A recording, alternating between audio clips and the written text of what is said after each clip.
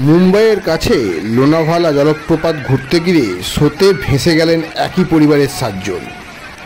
তাদের মধ্যে রয়েছে মহিলা, আছে একাধিক শিশুও। 3 জনের দেহ উদ্ধার করা হয়েছে, 2 জন এখনও নিখোঁজ। ঘটনার একটি ভিডিও প্রকাশ্য এসছে সমাজ মাধ্যমে, যা দেখে নেটে অনেকেই শিউরে উঠেছে। যদিও এই ভিডিও সত্যতা যাচাই করতে পারা যায়নি। মুম্বাই থেকে 80 কিলোমিটার দূরে লোনাভালা জনপ্রিয় পর্যটন কেন্দ্র।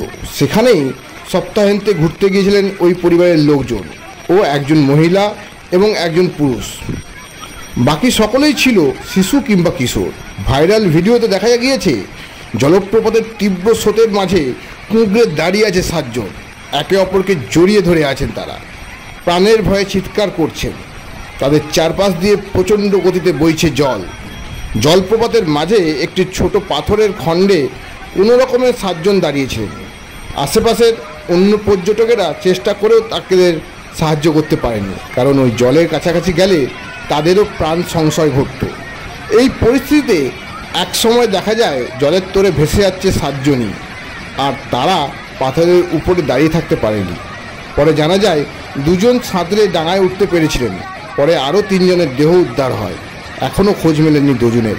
গ্রামাঞ্চল শিল্পাঞ্চলের খবর, ব্যুরো রিপোর্ট।